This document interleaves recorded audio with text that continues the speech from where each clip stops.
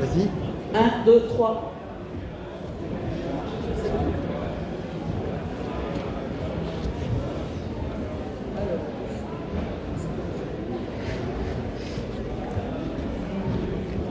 Bonjour. D'abord, je tiens à remercier Michel Lavigne et le trio des organisateurs du colloque scientifique d'avoir accepté ma présentation qui est un petit peu en dehors des clous, sauf que c'est vraiment comme sur le numérique, sur une base de données numérique. Donc je vais parler de comment est-ce que nous sommes en train de valoriser avec des artistes une base de données numérique sur les villages engloutis. Il y a un nœud qui ne devrait pas être là, en France au XXe siècle. Donc je m'appelle Armelle Faure, je suis anthropologue, docteur de l'EHE. J'ai fait quand même un peu de sciences cognitives en postdoc. Et mon premier terrain était au Burkina Faso. Donc vous voyez cette société de... Je travaillais avec les pêcheurs, les chasseurs, et toutes les questions très classiques, puisque j'étais dans le laboratoire de Claude Lévi-Strauss à l'époque. Et une grande partie de mon terrain a été engloutie par le grand barrage de Bagré, sur lequel j'ai publié mon premier livre. Et c'était absolument pas prévu au départ, donc ça a été la surprise des derniers mois de terrain. J'ai fait 5 ans sur le terrain. Et après ça, j'ai travaillé 30 ans en Afrique, en Asie, à Madagascar, à construire des grandes infrastructures. Donc barrages, ports, autoroutes, périmètres irrigués, tout ce qui déplace des populations. Donc j'ai publié 4 livres, dont un sur la guerre d'Indochine, Dien Bien Phu. Je vais vous faire une très brève présentation de la problématique des barrages en international, puisque j'ai surtout travaillé en international avant de m'intéresser à la France. Donc tout le monde connaît le grand barrage d'Assouan, avec le sauvetage absolument remarquable et inégalé de 50 temples de Nubie. Sauf que malheureusement, 100 000 Nubiens ont été déplacés, on les a installés dans des villages sur lesquels ils sont toujours en train de regretter leurs anciennes installations. Je pourrais vous faire un exposé complet sur Assouan si vous voulez. Alors Belo Monte, alors là on est dans le contemporain, Assouan c'était 53 à 60 à peu près. On est en plein contemporain, donc il y a eu le premier méga barrage, c'était Itaipu, en Amazonie. Maintenant, Belo Monte, on l'appelle Belo Monstre en français. C'est un méga barrage aussi. Et le vrai problème, c'est qu'il touche des peuples indigènes qui ont besoin du fleuve Xingu pour leur vie et leur survie. Après, vous connaissez tous le barrage des Trois Gorges en Chine. Alors, c'est un méga projet pour tout. C'est le plus grand déménagement humain programmé de toute l'histoire de l'humanité. Et comme sur tout barrage, il y a une querelle de chiffres sur les populations déplacées. Donc, selon le moment où vous parlez en temps T ou en T10, c'est-à-dire à la fin du déplacement, vous avez entre 1,2 million et 2 millions d'habitants déplacés. Il faut vous dire aussi que tout barrage est une zone d'attractivité, ce qui fait que vous avez énormément de personnes qui viennent s'ajouter. Quand vous faites un plan de réinstallation, je pourrais vous parler de ça si ça vous intéresse, c'est de l'ingénierie sociale. Quand vous faites un plan de réinstallation, un inventaire complet de tout ce qu'il y a sur place et de toutes les personnes, évidemment, il faut voir loin. C'est-à-dire que les enfants vont grandir et c'est souvent sur les jeunes générations qu'on peut réussir un plan de réinstallation. Parce que malheureusement, les générations qui sont en pleine activité sont celles qui perdent le plus. Alors, bref aperçu de la problématique des barrages et des villages engloutis en France au XXe siècle. Je dis ça parce qu'on a parlé hier avec Michel du dramatique petit barrage de Sivens. C'est absolument scandaleux qu'au XXIe siècle on arrive à des choses pareilles. Tignes, avant et après le barrage, voilà une photo qui dit tout. Vous voyez que le barrage est quasiment terminé et Tignes est toujours là, debout. Et à Tignes, tout s'est mal passé. Tout. Il a fallu les CRS pour déplacer le cimetière. Très simple, ils n'avaient pas d'anthropologue, donc ils ne savaient pas qu'il faut d'abord commencer par essayer de comprendre comment est-ce que la population gère son cimetière. Et dans les grandes montagnes comme au Tibet, vous savez, on ne peut pas ouvrir toutes les tombes en hiver, donc on les met dans les tombes accessibles.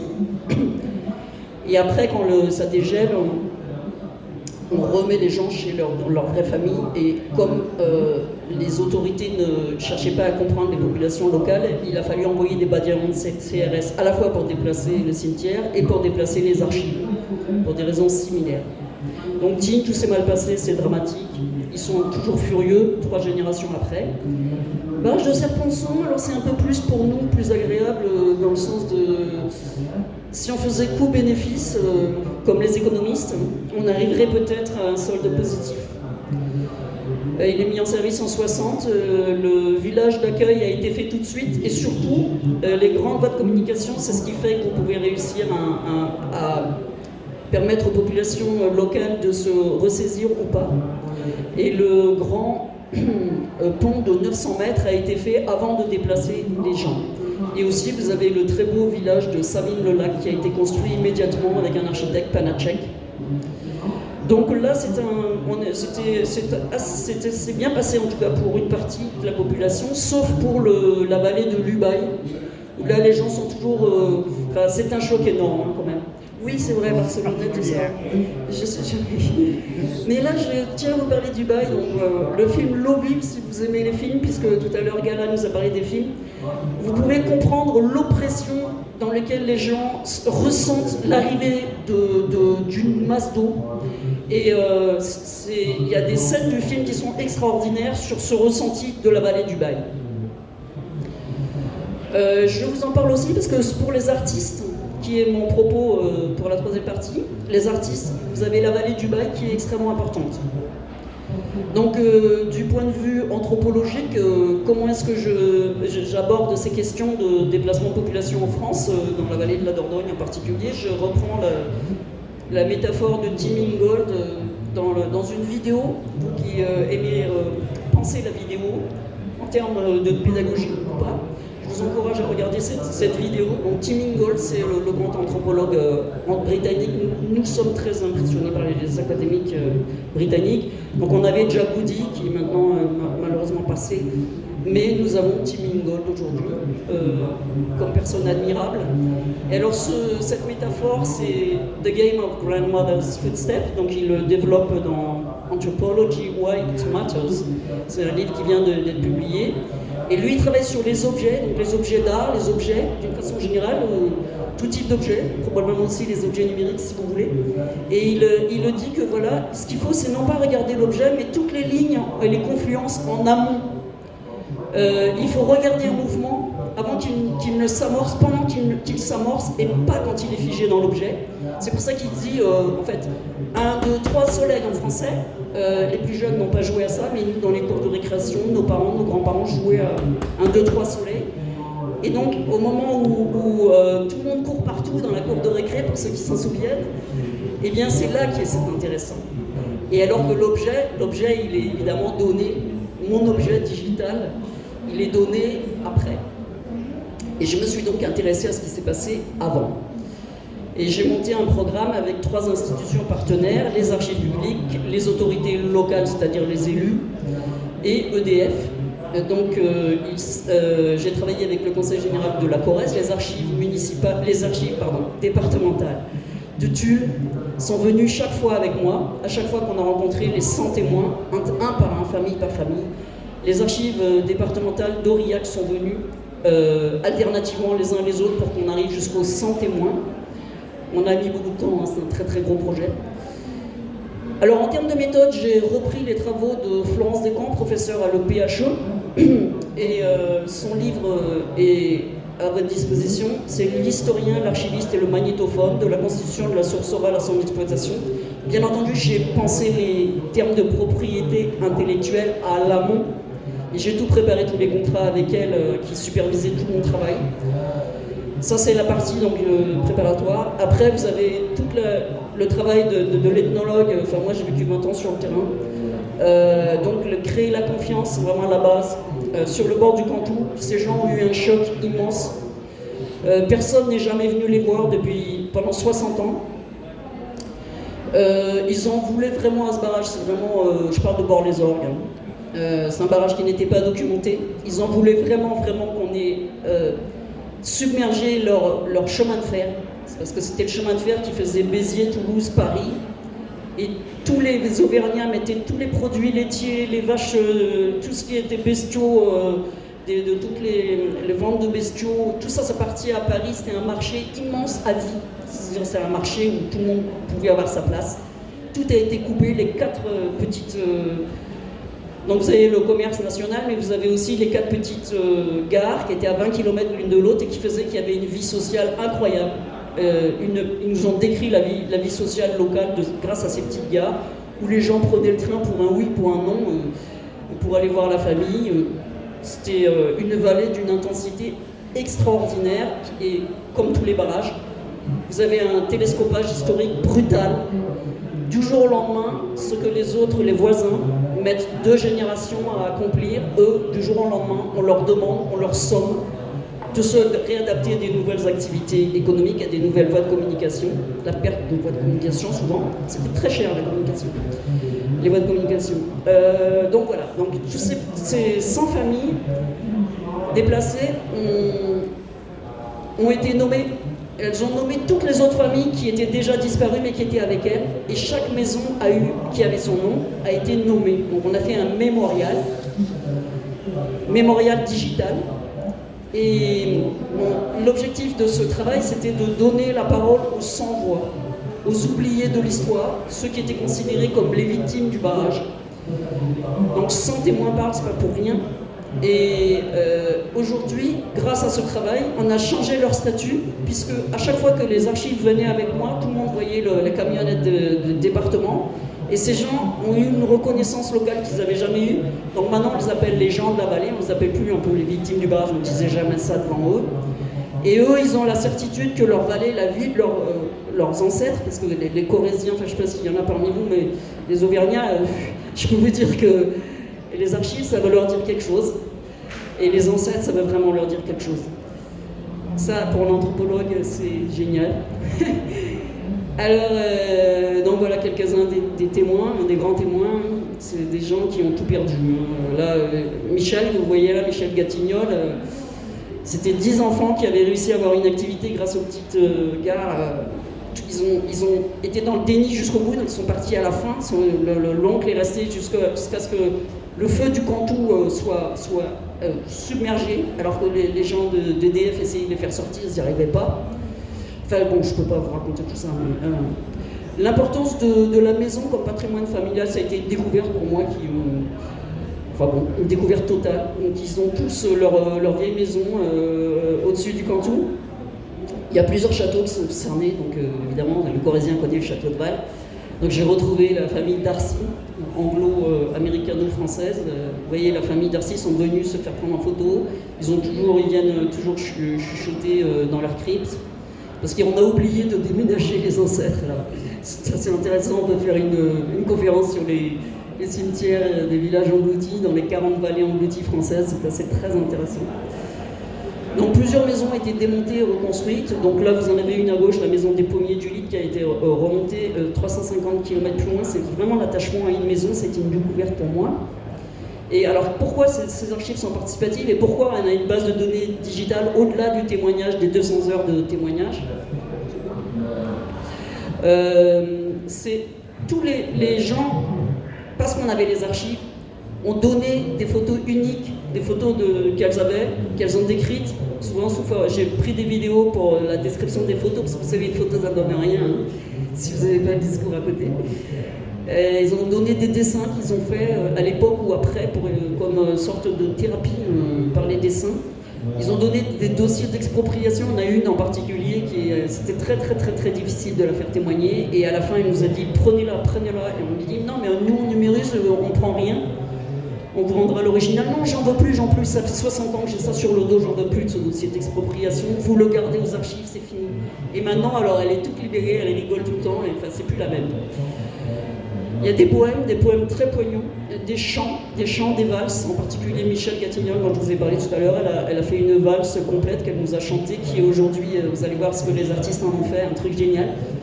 Des plans aussi, des plans format zéro, des tableaux, des vrais tableaux. Il y a une artiste peintre qui a fait des vrais tableaux. On a aussi un artiste dont je vais vous parler tout à l'heure. Donc en résultat de programme, donc, grâce à cette démarche très proche des gens, participative, elle ne sera pas oubliée leur vallée. Et témoins se disent aujourd'hui apaisés. Pour certains, il a fallu vraiment 7 ans. Hein. Par la reconnaissance de leur histoire familiale, il faut dire que les gens, quand ils viennent, ils voient que la beauté des lacs. Alors, je vous ai parlé tout à l'heure, je passe maintenant aux artistes. Qu'est-ce que les artistes font de cette base de données digitale? Je vous ai parlé du Bail tout à l'heure. Je vous ai un tout petit peu parlé de Noznak. Noznak, c'est un village qui est assez... il y a le barrage de l'Aigle, pour ceux qui connaissent la Corrèze et le Cantal, qui a été construit, et c'est le barrage des résistants. Bref, je ne vais pas vous en parler maintenant, mais il est comme en miroir. Vous avez le village de Noznak, totalement englouti mais jamais détruit, avec une église à Sainte-Marie-Madeleine que vous voyez là avant. Ça c'est une photo privée. Et vous avez le village de Spontour, intact, toujours vivant, avec 200 familles minimum pendant l'été, 35 permanents, qui ont donné des témoignages absolument géniaux, parce que sur les 25 villages détruits par les 5 grands barrages de la Dordogne, sur un linéaire de 110 km, c'est le seul village qui reste. Je peux vous dire qu'on va se débrouiller pour qu'il reste, parce qu'il y a quand même un projet de l'engloutir, mais on va faire tout ce qu'il faut pour le garder. Mais donc, si vous voulez, ce village englouti en ruine de Noznak a touché cette artiste, Carolina Santo-Olu, qui était doctorante à l'université de Vienne, quand elle m'a contacté à partir de mon livre Bord-les-Orgues, Les mots sous le lac. Et elle a cherché ce qu'elle pouvait faire. Et elle a décidé, donc voilà une photo de... Ouais. Noznak englouti avec les témoins qui en ont parlé, parce que pour eux c'est extrêmement poignant. Et puis moi personnellement je préfère qu'il y ait des ruines que pas de ruines, parce que j'ai travaillé sur les ruines et franchement les autorités n'aiment pas les ruines, mais c'est toujours mieux quand il y a des ruines. La plupart des villages ont été rasés et ça touche vraiment les gens. Cette artiste Carolina, qui venait du monde du théâtre, et elle était costumière, et elle était en train de faire un énorme pas dans sa vie grâce à une thèse de doctorat. Ça y est, elle l'a en poche depuis moins d'1 an. Elle voulait devenir artiste plasticienne, elle l'est devenue grâce à ce travail. Elle est partie, elle a fait une marche de Noznak à Hubei, à travers la France, pendant 600 km, en juin 2015, pendant lequel tous les soirs, quand elle pouvait, quand elle avait internet, dans ses chambres d'hôtes, elle faisait son blog, et elle écoutait avec ses écouteurs les 200 heures que je l'avais sélectionnées. Donc le jour du départ, vous la voyez en bas, c'est au-dessus du village englouti de Noznak, et après à l'arrivée à Hubei, donc parce qu'il y a Sainte-Marie-Madeleine des deux côtés, donc elle est arrivée pour le 22 juillet, la fête de Sainte-Marie-Madeleine qui est fêtée des deux côtés. Et là, à Sainte-Marie-Madeleine de Noznak, les gens repartent avec des rubans. Donc elle a coupé un tas de rubans et elle a fait une installation sonore, là vous la voyez devant le barrage de Bord-les-Orgues, et elle a mis ça au-dessus du dispositif. Donc voilà une des artistes. Ensuite, chef-lieu de commune Port-Dieu, c'est un village qui a été totalement détruit à cause de la guerre d'Indochine. Il y a eu des essais de plasticage. J'ai un ingénieur qui est venu me voir à une conférence pour m'expliquer que quand il était jeune ingénieur, il avait vu son village exploser, il avait compris pourquoi on avait explosé son village. Et il était parti à la guerre d'Indochine. Donc Carolina a exposé en 2017 au barrage de Bord-les-Orgues, en 2018 à la chapelle de Port-Dieu, vous voyez son expo, une partie de son expo, elle a fait un très très beau, c'était l'année où elle est devenue docteur plasticienne de l'université de Vienne. Et voilà ce qu'on a inauguré là, en juillet 2019, vous pouvez y aller, exposition permanente, on a fait une énorme exposition, enfin une énorme inauguration. Voilà l'artiste, William Lamary, vous pouvez le contacter à Toulouse, c'est un type vraiment génial, un scénographe. C'est lui qui a fait toute la mise en scène dans l'intérieur de la chapelle et qui a calibré les panneaux pour qu'ils soient très légers. On a fait des installations sonores dans le confessionnal. Vous voyez le confessionnal là, voilà Michel Gatignol, dont je vous ai déjà parlé, qui a eu cette famille de 10 enfants qui a tout perdu.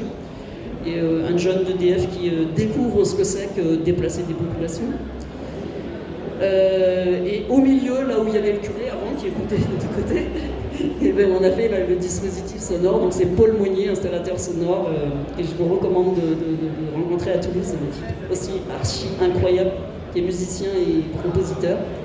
Donc comment ces archives orales et la base de données digitales sont utilisées par les artistes aujourd'hui? Donc vous avez des vidéos, vous avez des chercheurs, des collègues chercheurs qui sont venus du Japon. Il y en a qui vont venir de Corée, là. Il y a des balades en gabar avec des pièces de théâtre qui sont faites à partir des témoignages.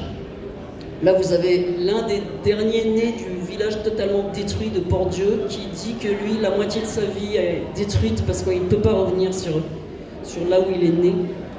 Et il fait des expositions qui s'appellent Port-Dieu, donc ce village en Haute. Donc, moi, ce que je vous encourage à faire, si vous voulez participer à la valorisation de ce fonds numérique et que vous avez une âme d'artiste, venez nous rejoindre. Je trouve toujours des financements avec EDF, quand c'est lié à ce témoignage, ce fonds de son témoignage. Je vous remercie beaucoup pour votre attention. Merci.